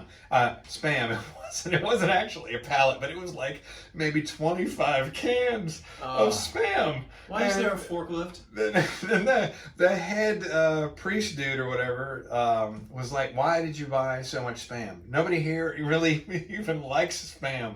So that sounded very open-minded of you there, Father. But he said, "You need to eat all this." So I was under a deadline, like before I left for the year or before it expired or whatever, I had to eat all that Spam. And it was regular Spam. It wasn't light salt Spam. Is that when your blood pressure concerns became a problem? It's actually pretty good for breakfast. You know, if you slice it up with some eggs, it's pretty good. Put a little mustard on there or something. And that's another thing that I see is I'll see people that are making their own little, we call it fried rice. They like people that make fried rice insist that you use day-old rice, put it in there, and then however many eggs. My wife does chop that. Up the Spam and everything like that. I never thought putting Spam's good in there. People love that. She gets. Well, I'll buy the sliced ham from Walmart. That's what She'll Spanish dice stands it. for is spiced ham. Yeah. And some people just think that it's whatever their preconceived notion is about it. Negative connotation of it is I don't want to eat that stuff. Okay, whatever.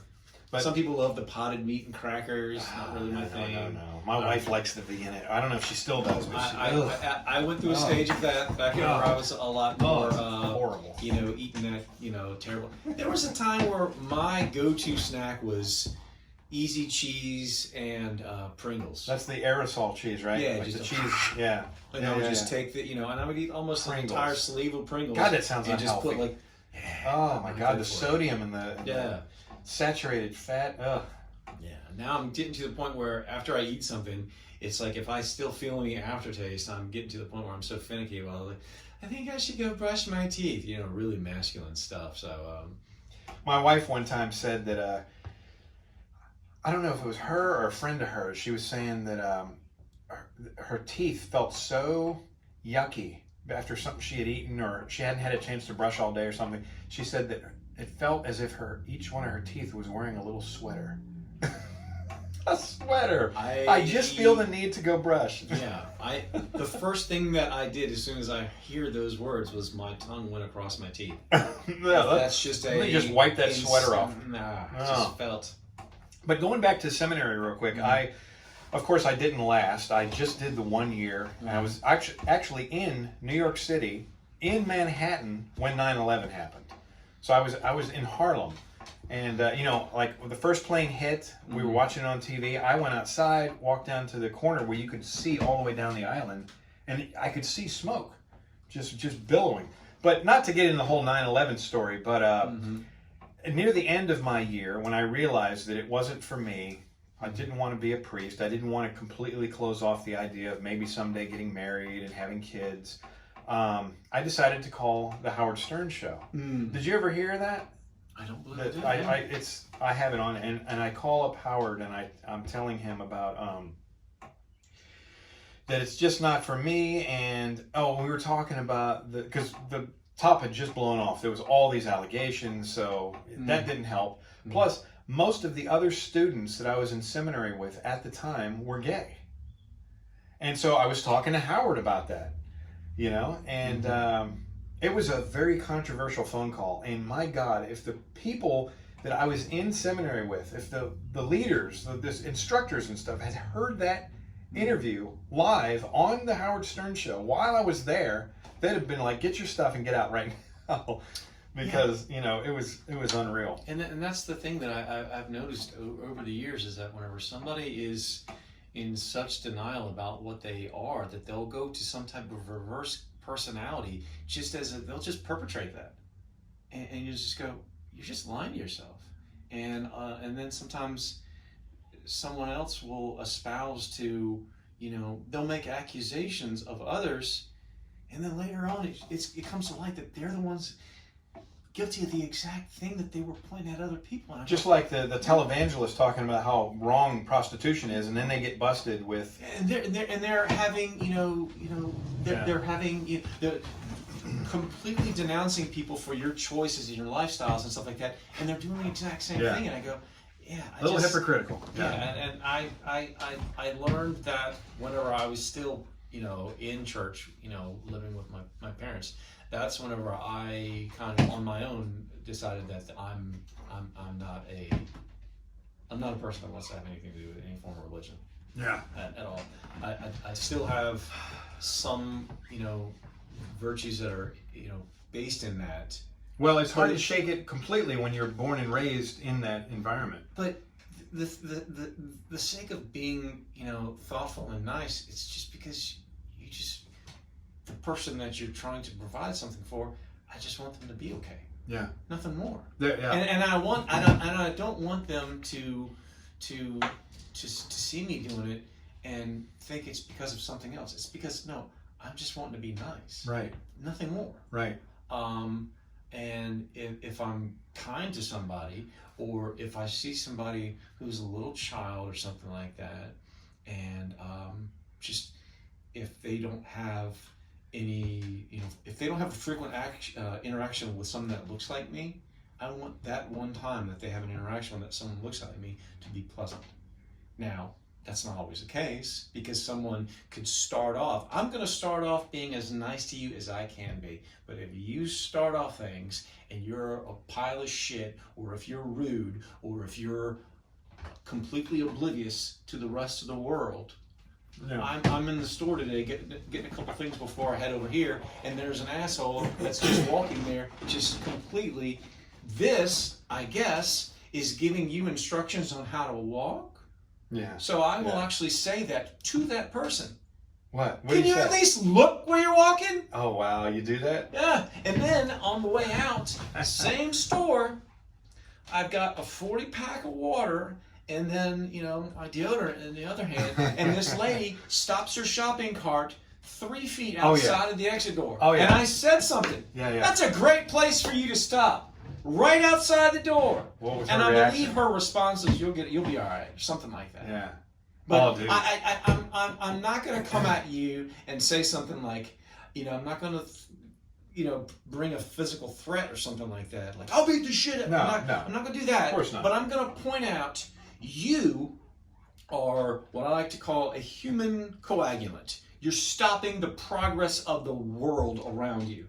You've got no awareness. Yeah, You exactly. can be as intelligent as you want to be, but if you have no awareness that you're not the only one occupying this space, I'm really not It's gonna... very frustrating. I deal with it all the time when I go grocery shopping, whether I'm pushing a cart or just trying to walk through a crowd of people to get somewhere. I know exactly where I need to go, and if somebody will just stop dead in their tracks, or doing something with their phone, like you said, and they're just completely, they're so self-absorbed and in their own little bubble. It's like they forget you're in public. There are always people around you. It's so frustrating. I know exactly what you mean.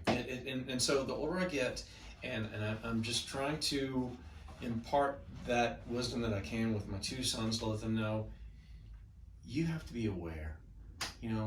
Ryan is going through he just finished his second year at Longwood, and he's eclipsed me scholastically, Which you hope your kids do. Once he finished his first semester, he was doing better than I ever could. All right.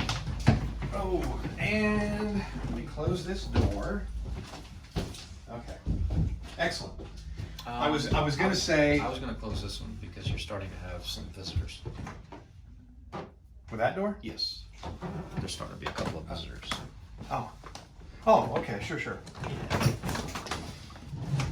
There's one on the Tootsie Roll wrapper, a couple on the desk. What is it? Bug? Yeah. Oh, those kind of bugs. Visitors. Yeah. The thing with me in religion is I am still a practicing Catholic. I still go to church almost every Sunday. Right. But it's back when I used to work, I used to be an overnight late night rock DJ, 100.5 Max FM, Hampton Roads rock station, and I used to work there back in 06. I think that's right, 06 I think that's what it was. And there's not a lot to do when you're working the overnight shift. I mean, take requests from drunk callers, play songs. But I got on the internet and I discovered Richard Dawkins, and I discovered Penn Jillette, and on all these other renowned atheists. And I went down that rabbit hole. And the more videos I watched, and the more articles I read about evolutionary biology and all that, it changed me. I completely gave up religion, for almost 10 years. And then it sort of crept back into my life. It just didn't make sense to me. It's like there's no actual recorded proof of any kind of miracle ever occurring at any time ever. So the whole thing was just irrational to me. But I think what pulled me back was just the familiarity, the tradition, the memories of when I was a child with my grandparents going to church. And it sort of gave me a warm, fuzzy feeling, but it was never really super deep. And even today, I struggle with it. I consider myself maybe, and this varies, this goes back and forth, 51% religious Christian, 49% atheist. It's a very delicate, difficult balance that sways sometimes from one side to the other. And I've talked to people back when I was an atheist, and I sort of came out and started telling people I was, unknowingly so. They were like, well, then why do any good at ever? If you don't believe in God, if you don't believe in heaven and the afterlife, why be a good person? Why not just go out and kill and murder and rape people? And the person that said this to me, I was like, what is wrong with you? I remember seeing Ricky Gervais answer a similar question. Yeah. And he goes, you know what? I do rape and murder as much as I want to. And they go, what? I do. I rape and murder just as much as I want to, which is none. Exactly. It's zero. Yeah. I'm here right now. You know, I've done some stupid shit back in the day. And I'm here now. I've got kids. And all I can do is try to be as positive as I can and say, you know, whatever your reason is for doing good, I just don't want that to be held. For you to hang something over someone's head, a dangling and carrot. there can be some form of guilt trip or passive aggression. And I've got people in my life that are still like that to this day. And it is always going to be a wedge that does not allow full, flowing, open-minded discussion with people. Yeah. And some of the people that I ideally should be a lot closer with, and I'm not, because they have a block. They've got a block based on, their faith. Right. And they keep espousing all these little catchphrases and slogans and stuff like that. And I don't what would Jesus do? I don't even hear that. Yeah. I don't like belonging to any clubs. Yeah. I don't like wearing a certain. Whenever I see somebody that is in a motorcycle club or a Jeep club or this, and you have to wear the special vest, or you have to put the special thing on your vehicle, whatever. I don't want to be friends with you because we drive the same kind of car. Right. That doesn't. So what? I want somebody who thinks differently, who's had different life experiences, and I can possibly learn something from them. And go, I didn't realize that. I didn't realize. I was never into cooking, ever. Are you? Because now? Me too. A lot more because of listening to guys like Rogan and others, and Bill Burr got into baking and stuff like that. Anthony Bourdain. I less so. Once he passed is whenever I started getting a little bit more exposed to him and everything like that. You'll see people like Gordon Ramsay and another one of my favorite creators is Uncle Roger on Nigel Ng is his last name, and I want to say he's from Malaysia. Excuse me if I gave him the wrong locale from where he's living, but he is based out of, I want to say, like London, and he does cooking, and he also takes on more of that. It's more of a performative character when he calls himself Uncle Roger. And he will see somebody's cooking video, and if they're trying to do an Asian dish or something like that, he'll start talking about, like, he loves talking about how white people don't season their food, or they don't do spicy. Is it like a split screen type thing? Mm-hmm. Yeah. They'll do like a picture in picture. Yes. And every time he talks about whenever someone screws up an ingredient, you can just hear him just lamenting it. He's like, hi-ya. And he's got different sounds, and whenever someone does something well, he goes, for you. And it's so funny, and Gordon Ramsay loves him, and he'll bring him on. Oh, and okay. It's funny, and he shits on a couple of different chefs, accomplished, renowned chefs. Yeah. He loves to shit on it really amazes me how many people that I encounter in my life that don't have just the most basic knowledge of how to cook. It was never something that was, because whenever it was my brother and I, and then my sister is special needs. I didn't even know you had a sister. Yep, she is. You have just the one brother. Mm-hmm. Okay. Yeah. You have a special needs sister. I did not know that. Correction, I had a special needs sister. She passed. And this was last October. Oh, my dad and my sister. Yeah. In a month's time. Oh God. Yeah. Oh no. Yeah. So 2022 just absolutely kicked the shit out of me. Yeah. I went through the entire pandemic without getting COVID, and then I got it last year, and then of course my sister passed, and I've talked to my wife about, because I started doing like my own meal prep, and today was the first time I did it fully on my own. And I told her last week, I said, I don't want you doing this, because I was always taking, a certain type of thing. I would take like sandwich chips and this and that. Oh, this is like lunches for you to for take? Work. Whenever I take work. Yeah. Some people, they want to go somewhere and go to a restaurant, go to a fast food place, and based on how it's going to affect me and my stomach, I can't do that. And your heart. So, I would always, and it was always just white bread, which turned into potato bread with turkey or whatever other kind of meat, and then I'd cut out cheese on that, and then I recently started switching it into pasta and chopping up some veggies and cooking up whatever kind of meat and everything like that. And today, and I told her, I said, listen, I want to do this on my own. And if I fuck it up, I fuck it up. Yeah. And I heard Burr say that. He goes, if I fuck it up, I fuck it up. But you know who I'm not going to learn? By you doing it. Right. And I don't need you overbearing. I don't need you standing over me telling me I'm doing it wrong. That's fine if I do it wrong. Yeah. Because I won't learn if I don't do it. But and did you actually enjoy the prep, the food prep? I felt like I accomplished something. Yeah. And I still got a little bit more left. I mixed everything that I wanted to put in there, and then I'm going to divvy it up into one for each day that I'm working and everything like that. And I'm letting my children know that I don't want you to get in a relationship because they have the skill sets to keep you fed. Sure. You're not a full person if you can't do that on your own. I want you to be self-sufficient, and that was not really something that was imparted on us. It was just my dad was an expert at a couple of different dishes, and the rest of it was done by my mom. Yeah. And also chores were done because you were told to do them, and you would lament that, and it wouldn't be, hey, notice things that are done. Well, that wasn't mine. I don't care. I don't care. Yeah. I pick up after your mother. Yeah. Because she does so much around the house. So notice stuff and pick up.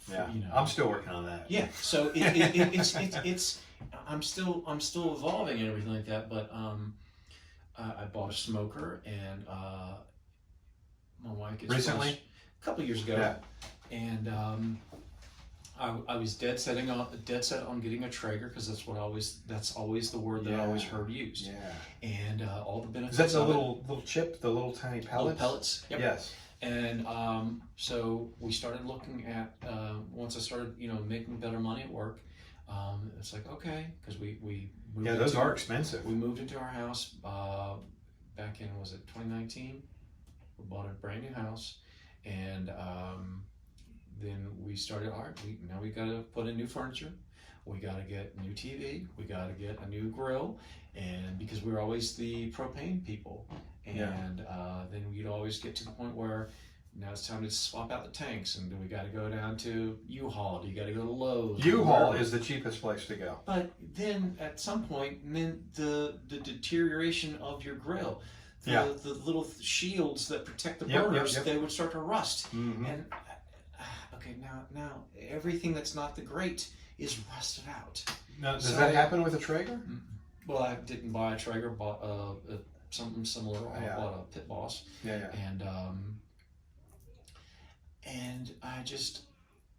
And there's still some frustrations that occur because if my wife is cooking, she has a finite schedule and she knows how to plan. It's going to take me this long to prep. It's going to take this long to cook. And I don't have that ability because if you're cooking, the elements are going to affect the performance of the smoker, depending on if it's raining. Or if it's cold, or if it's windy, or if it's super hot, or something like that. I've not explored the world of smoking. Maybe there's a clog going on. Maybe the auger's not pushing the pellets correctly into the firebox to get everything to work. There's so many different little things. And if you're immediately coming at me with like, when's it going to be ready? It's going to be ready. When it's ready. When it's ready. Just have a little patience with me. I'm trying to cook your food as best I can. I'm not a chef. I'm trying. But the one thing I have learned is that regardless of if you want me to cook your steak well done, I'm gonna cook it medium rare. And ask them to leave. Well, we will ask them to leave. I'm not gonna do that. One thing that I have mastered, and I'm not trying to brag, yes I am, is salmon. Man, I cook some mean salmon. I don't care if it's on a charcoal grill. I don't care if it's on my Blackstone. I don't care if it's on anything. I can cook the hell out of some salmon. We went through a stage where we were living in my previous home, we were in a townhome, and we had salmon a lot. Yeah. And I got sick of it. Yeah. I haven't had salmon in years. Really? Years. Do you think you'd be sick of it right now if you were to have some? Would it immediately bring back those memories of having too much? I don't know if I've got like salmon PTSD or something like that, but it was so often, and I've had enough. Yeah. So, and occasionally we'll go somewhere out to eat. My wife might get that, and every time I order it at a restaurant, they overcook it, and that's common with most fish. Yeah. Unless you go to a Bonefish does pretty good, a place that specializes in seafood. But I'm right there with you. I got to a point that I said no. So now I'm doing more.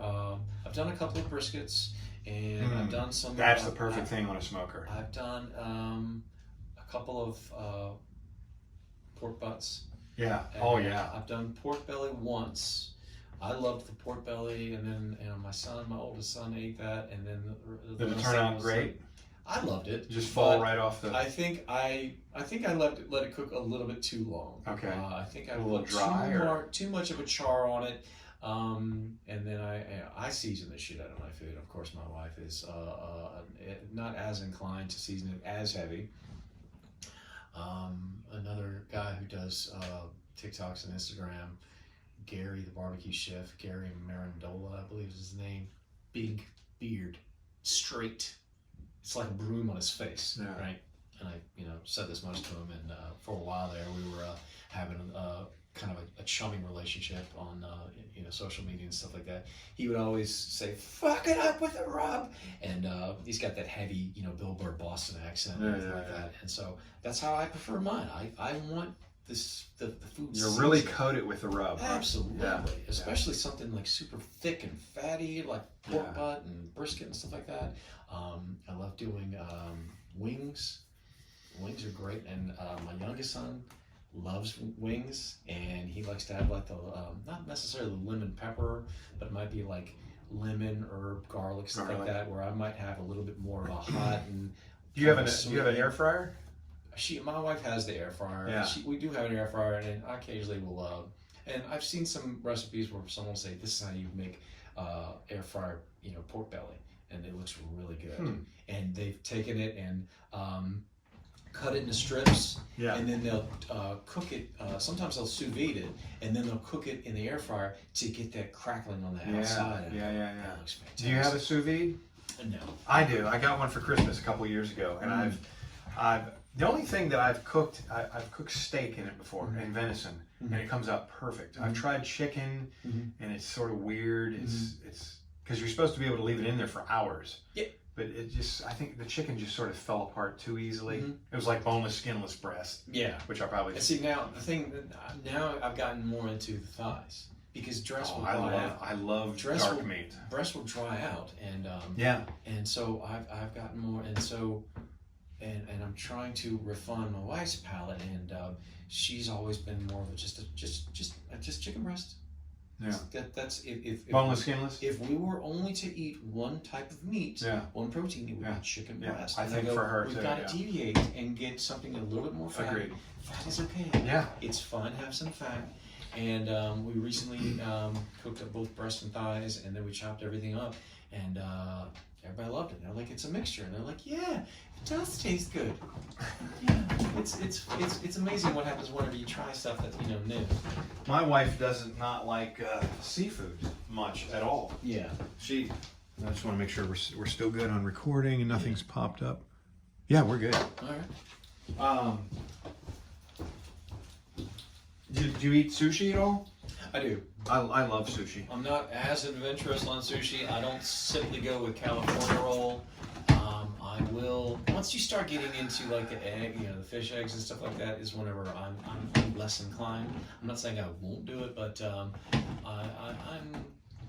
like it. I don't go to strictly a sushi restaurant because you start seeing the tab on that. It's crazy. There's a place in Virginia Beach right near the Neptune statue. Soya, I think it's called. Soya 31. Oh my God, so on good. 31st Street. So good. Because we used to deliver there. Yes, we did. Yes. And they'll bring you out the tuna, the salmon, the mackerel, some other whitefish. It's just probably the best. I've not eaten a lot of sushi at a lot of restaurants because it does get very pricey. But that particular time, it was the best sushi I ever had in my life. But I'll eat Kroger sushi. That's no shame in my game. That tends to be where if I'm gonna get it, if I get the text, hey, I'm leaving work, okay, grab some, then I might I'll go ahead and grab you like a little sampler or something like that. Yeah. Have you ever gone into Kroger when the dude is there and he will just make you whatever you want? I say, hey, I like avocado, I like cream cheese, I like and roll it all up in some of that seaweed and just lay a nice piece of salmon. It's the best. Even Kroger, but they're making it fresh for you right there. It's you have to have amazing that's got to be really fortunate, great timing to be able to just But I remember seeing that in Farm Fresh. Now there's only one left in Pocosin. Farm Fresh used to sharpen your knives for free. You could just bring them any knife you had. You could give them a dozen knives, and nobody does that anymore. Nobody does that. There's no more Farm Fresh. There's one. Well, yeah, but they're run by Actually, there's two. One in Newport News is run by it's like Koreans, and then you got the one in Pocosin. The Koreans. But I think I went in there and asked them about knives, and they said they did not do it. But that was. I have a professional electric knife sharpener. I'm just lazy. And to break that out and to plug it in and to do all my knives always need sharpening. Yep. I need to now there is a spot I do this I can tell you about this off mic whatever. There's a spot that they'll charge you. There's a guy that comes on every Wednesday and he'll pick it up, and each blade that he sharpens he charges $6.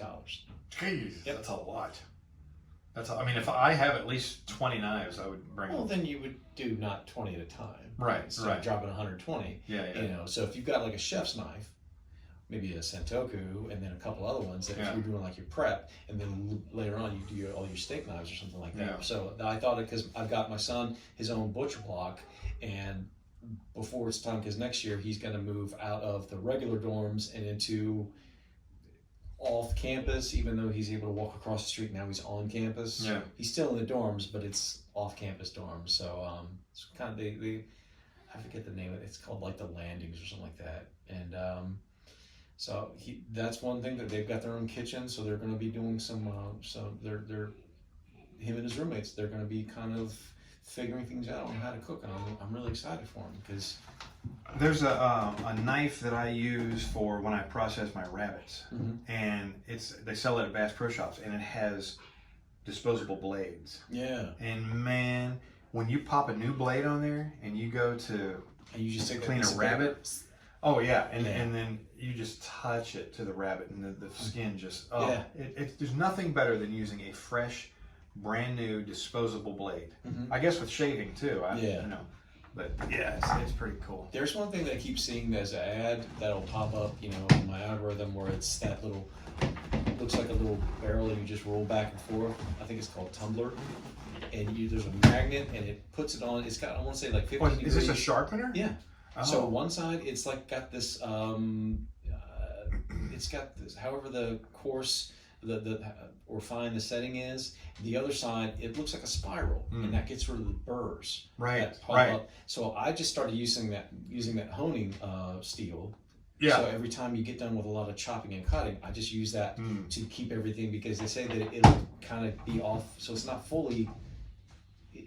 I'm sure you have to really, really zoom in with a microscope or something like that to see all the little flaws and imperfections, stuff like that. But I sit there finding myself, and at first I'm sitting there like, am I doing this right?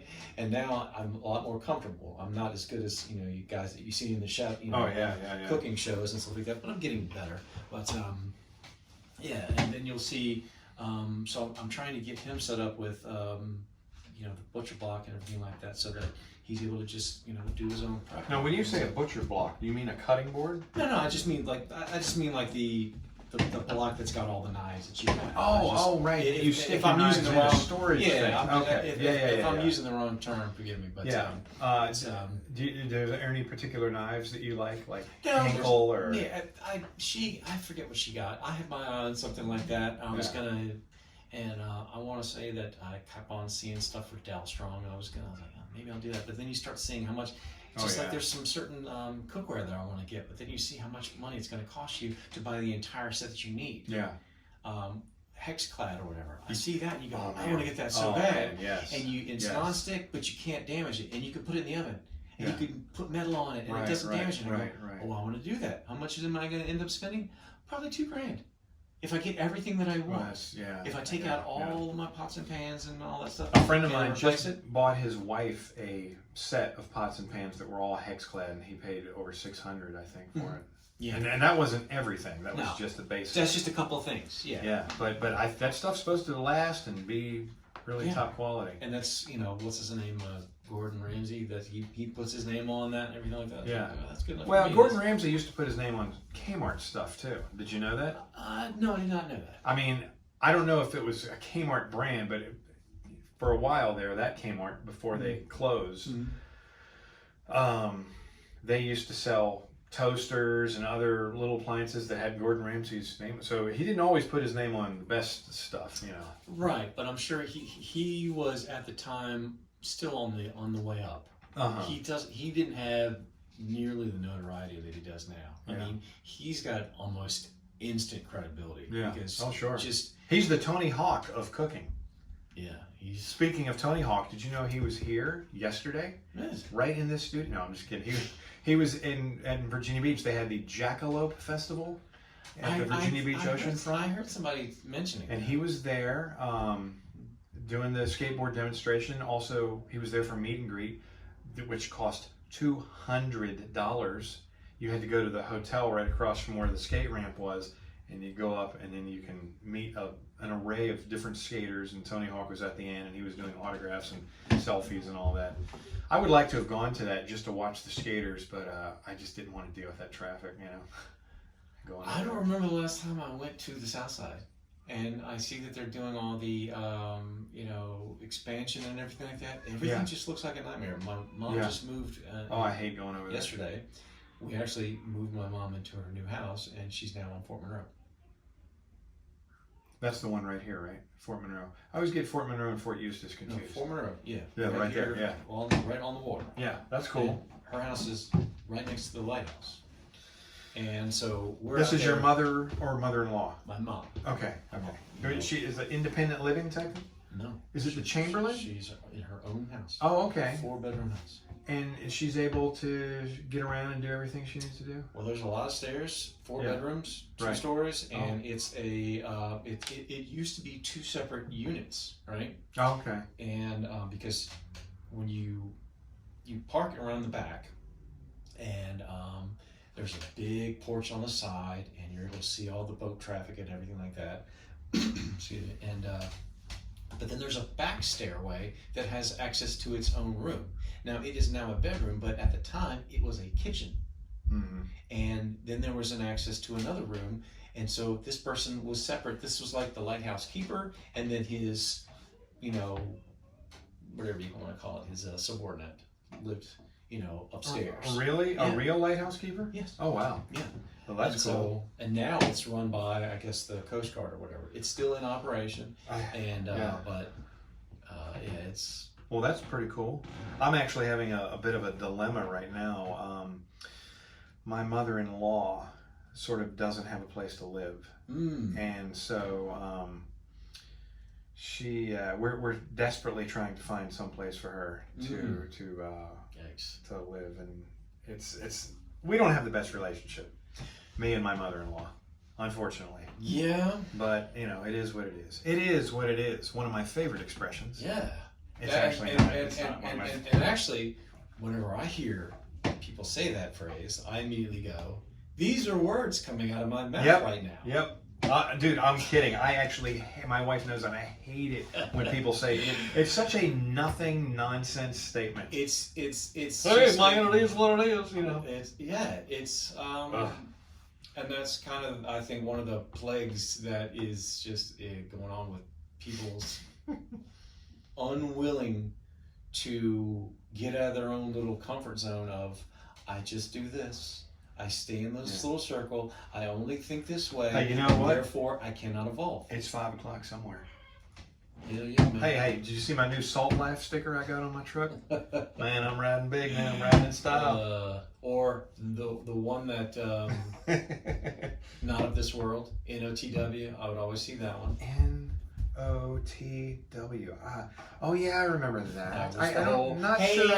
It's an edgy looking thing, and then you find that it's a religious based thing. You go, oh, is it really? Yeah. I did not know that. That's you're trying to talk about Christ. He's not of this world. I did not know that.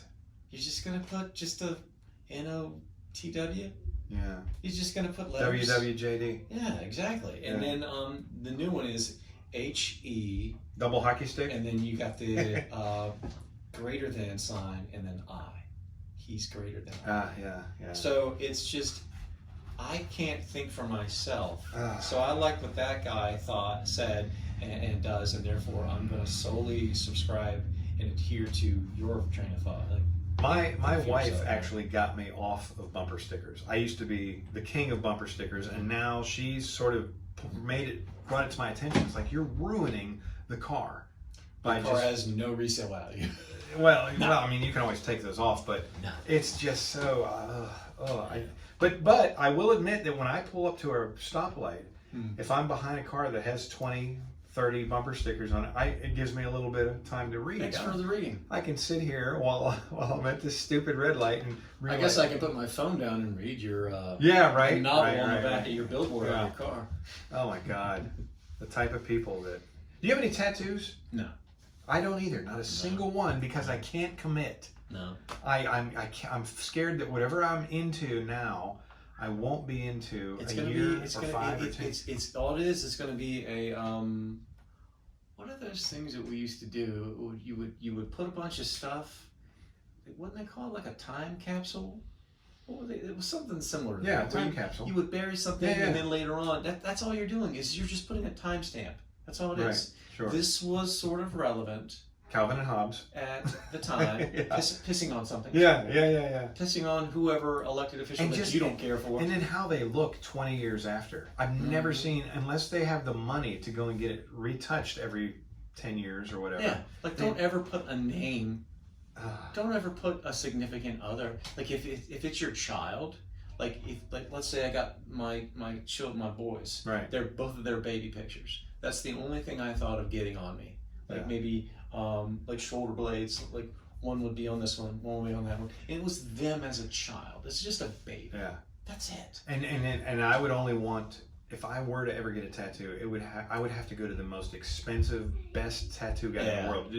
It does this hyper realistic. Yeah. You've seen them on social media, like they do the Joker or Jack Nicholson from The Shining, and it looks like a photograph. Yeah, it's amazing. If I had that kind of money, but even if you have that kind of money and you can get a tattoo that good, it's still going to look like crap in 30, 40 years. Yeah, because I mean, what kind of skin conditions are you dealing with? Is it gonna hide stretch marks, or if you go and get your, I had skin cancer, and you did here, and then I had to have skin graft from here and here, and then this scar was a melanoma that was removed, I think I have a little one right there. Okay, yeah, I see. And so if I lost my train of thought. Tattoos. Yeah, so I have to go every so often. I have to get a full body screening. Is that going to hinder their ability to notice something? I don't want to take that away. I mean, you could ask them. I don't want to. You say, if I were to ever get a tattoo, would this ever be a problem for future? Yeah, but I did just my own little. I just can't commit. I think it's my own personal bugaboo with that. I remember an old Stephen Wright bit where he talked about, I want to get a full body tattoo of myself. Yeah. Only taller. Yeah, only taller. Yeah. His abstract was one of my. He really. Mitch Hedberg, right? He was much more an abstract person for me, and I loved it. He was so dry, and he had just one-liner after one-liner after one-liner, and they were all amazing. Yeah. But as far as an actual thought-provoking kind of a person, I think it was George Carlin, because it wasn't just making me laugh; it was also getting me to think. And my favorite guys and ladies and non-binaries and pansexuals and all that. My favorites are the ones that make me think and change the way that I think about things. I love that. There was there are actually a couple of comedians that I respect them. I respect what they do. I appreciate their place in the comedy world, but I just personally, not my taste. I don't find funny. Absolutely. Like, I'll throw a couple names out there. Gallagher. Mm-hmm. You know Gallagher? Mm-hmm. I just didn't find his stuff funny. Some people found his smashing the watermelon part. Yeah, just his jokes in general. I liked his way of thinking of like a turn of phrase or talking about the English language, some things like that. Yeah. I was more drawn to that stuff, but no, he wasn't mine. Yeah. And I will also say, reluctantly, because I know he's a brilliant comedian, but it's just not my taste. Lewis Black. You familiar with him? No, absolutely. Yeah, absolutely. And then I used to think Jeff Dunham, just because his stuff was kind of so corny and family friendly. It's so but safe. He is such a talented. He's actually very edgy, but he some of that he keeps some of his own darkness. Kind of. He there's certain things that he's like, yeah. Some of the pain allows me to be funny. Yeah. But some of the darkness, I think he keeps for himself. Yeah, because he's incredibly. I think that might affect his bottom line. I feel like I watched a documentary of his in the last 6 months or so. Mm-hmm. And it was just talking about how he started. It was fascinating. Because I want to say that he was always, touted as a family man. A lot of people like that safe. I like a clean comedian. I don't need you to be dirty. Well, then I don't need to have a conversation with you. Yeah. Because if you're going to limit yourself based purely on your language that you choose to use, you don't have to use this language. But you don't have to. Take offense to me for doing so. Jim Gaffigan. Love Jim Gaffigan. Love him. Never says a dirty word. Love him. He used to. Did he? He used to. I did if not I know listen that. to some of his stuff on Pandora, because I'll have a mixture of music and comedy, and occasionally you'll hear some of his older bits. Yeah, I never heard him do it. And you'll hear him say "fuck." Is that right? That's great. Wow. Same with Caliendo. He does an old bit. He's talking about Super Friends. Super Friends? He's talking about the Super Friends. Here we are at the Hall of Justice. I've heard him. Yes, I've heard him do the voice, but I haven't heard any. Yes, he did the announcer of the Super Friends. Yeah, and then he's the greatest in the Back at the Hall of Wonder Twins. The original guy that did the Back at the Hall of Justice was the same guy that was from Caddyshack. Ted Knight. Ted Knight. That makes sense. That makes sense. And he did a perfect impression. Yes. Back at the Hall of Justice. Yes. And he does his laugh. And he just. And then he goes, I didn't know that was Ted Knight. Oh, give me Billy Baruch. But it wasn't Ted Knight. It was originally Ted Knight, and then they switched over to the guy with all the bombast in his voice. But he did a bit where he talked about that. Back at the Hall of Justice, Aquaman prepares a peanut butter and jelly sandwich because he can't do shit. But then I have heard he that. changed it. He changed shit and he turned it to crap. Because he's that's probably where I heard it. He's not trying to out and out just offend you. Right. And he likes to do the Trump thing, and people are like, and he did Bush for a while, and people just immediately assume that if you do an impression of somebody, you have that. I like what he has to say. He just takes the best part of that character, and then he does his own twist on it. And I love that. I enjoy the late night comedy host. I used to be a huge fan of Johnny Carson and maybe even a bigger fan of David Letterman. I even did, when I was 18 or 19 years old, I did my own little David Letterman show. Mm-hmm. I have it on VHS somewhere. I'm going to get it on YouTube eventually. But I pretty much copied like a portion of one of his shows. Mm-hmm. I had a script and everything. Banging the pencil on the coffee mug. Yeah. But the thing that frustrates me is I know that most of Hollywood is far left leaning. Mm-hmm. And I'm okay with that. Mm-hmm. I like the fact that the late night comedy hosts make fun of whatever president is in office. Yeah, whoever it is. They make fun of Trump. They're making fun of Biden. Uh-huh. But I just feel like because they're so far left, the jokes towards like Trump are always more cutting and much meaner and just more vicious. Mm-hmm. I wish that they would joke with both sides equally. Be just as vicious to Biden as you are to Trump. Like Jimmy Kimmel's a great example. I've heard some vicious people go after Biden. Absolutely vicious. See, I'm okay with that. Joke. I'm an equal opportunity. Destroy whoever. Yes. That's why I love roasts. That's why I sometimes don't enjoy Kimmel, because it's like he just can't. Like, make fun of Biden more, please. You're just killing Trump over and over. It's like, we get it, he was who he was, and it is what it is. But I think some people are giving him a little bit more of a benefit of the doubt, because I saw a recent clip where somebody brought their kid to a place where they're seeing him speak. Biden. And I first of all, I would have never done that. If I had a small child, I wouldn't have brought my small child. And the child's making a scene. And he notices it, and he makes fun of himself.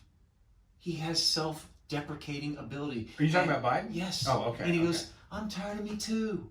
And I'm like, "That's great. Yeah. That's great. You don't take yourself too seriously." Yeah. And I think the reason why people are going at, Mr. Red Tie as hard as they are is because he has no awareness. He has no awareness. Anything that's brought up against him, he has to deflect. Yeah. And he's got no. Yeah. I am a bit of a this. Yeah. I am a bit of a yutz. I'm the greatest. None of that. There's never been anyone like me. And I think people kind of go, you know what? Sometimes because of my position, I have to do things that are going to piss off at least half the population. Whoever. Yeah. Whoever's going to get pissed off. Right. Because not everything that anybody has, put into law or something like that has benefited me. Yeah. But I don't need it to. Because I can do it for myself. I don't know if it was because I was younger and more unaware, but it just seems to me like comedians, like Sarah Silverman, for example, has gotten so political. And I used to just like when she just did jokes. I think it's because you had no idea. Maybe it was. I think that's the thing, is that you were silly for the sake of silly. Yeah. But now I see that some people, and whenever I do try to write, bits and stuff like that, I'm not doing that. I'm not that's not my MO is to do political. Yeah. Because some people they make a lot of money doing that. But that's never really been me. I'm more of a Bert. I'm more of a Tom. You could probably pick up on what my leanings are, just based on some of my ideals. But again, I'll go after whoever. Yeah. Regardless. Yeah, sure. And I'll make fun of a race to not them, but I'll do it in front of them. Yeah. I said one of the most risque jokes ever. Let's hear it. In front of my son. Oh, can we do this? In front of my son. Okay, I don't care. What did you say? And then, because we're living at my old house, we're at my old house, right? We're coming home, we're turning from this main road to a little access road, and there's a clubhouse, and there's a pool. And my son asked me just a pure question. And I didn't even hesitate. I immediately went for the joke.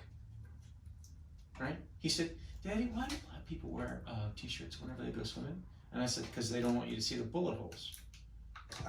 And my wife went, "Oh my God." And my son knew it was a joke. Yeah. He went, "Oh my God." And I finally mustered up the courage to tell this joke at work to a guy who saw me perform at Kazi's. And I was shaking, similar to what I am right now. And I repeated the joke. And I said, "Yeah, my son asked me this question." He said, "Why do black people wear shirts whenever they go swimming?" I said, "They don't want you to see the bullet holes." And he goes, and I go, and I was just waiting for the complaint. I'm waiting for the call from HR, from work. And he goes, "Man, that's fucked up." I said, "What's that?" He goes, "I got a gunshot." So he didn't take me seriously. He knew it wasn't coming from a bad place. I went into the bank. It was either yesterday or the day before. It was very odd. I walked into my bank, and in line. There's usually not even a line, but there was like 7 people in line. Every one of them was a white man, at least 55 to 70 years old. Every human in that line was a white, sort of elderly man. And now there's a black guy who holds the door open for us when we go in. He's a security guy. And he's just there, and he didn't have anything else to do, so he opens the door for everybody. And I go into the bank, and I'm already frustrated because, great, there's a line. Mm-hmm. So I go back out to the security guy who's standing in the foyer or whatever, and I say to him, I didn't realize that this was old crusty white man time here at the bank.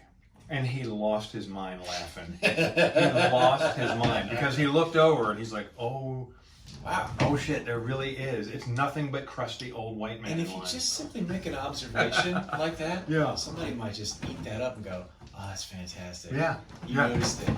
Yeah. Oh, yeah. I think he got on the phone right away, too. And like told one of me, you don't believe what this guy just said. I think he did. Oh yeah, how you is this evening? Sorry, that's not my normal voice. We don't do that. That could offend somebody. A little bit about myself. Sorry, English is a second language for me apparently. Let's see, I'm 37. I drive a Neon. That's right. That's the only car that comes standard with a fanny pack. Got 2 kids, 4 and 8, and my 8-year-old is really, really weird. I'll just blurt out just random thoughts. Daddy, what if you had chocolate nipples? What? Then he goes and tells his little brother no. He thought it was funny. I was like, is that your audience? Is that your target demographic? You're gonna go with a 4-year-old? Okay. So we're watching a movie, and people are getting ready to start making out. And he asked me, are they getting ready to start making out? I go, yeah, probably. He goes, that makes my wee-wee go up and down. He's 8.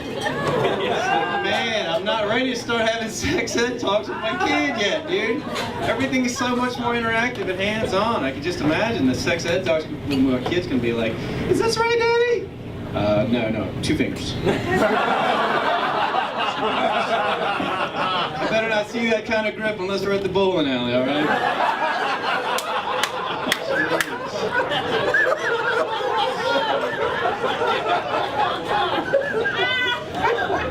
So once I let people know that I was trying to be a comedian, everybody decides they wants to start writing jokes for me and everything like that. I'm like, dude, you're not funny in conversation, let alone writing jokes for me. So I put up a Twitter post and everything like that. Said, whose dick do I gotta suck to get my dick sucked around here? And my buddy, my best friend, sends me back a response saying, dude, you're married, you ought to know better than that. Can you just not explain away the joke? I don't need you to give me feedback. Jeez. I put on Facebook, I saw this thing on the back of someone's car that said, lonelyprisoner.com. And all I could think of was like, dude, they're arranging online, you have conjugal visits? Same dudes. Like, no, man, it's like a pen pal site for you to... Please don't explain away the joke.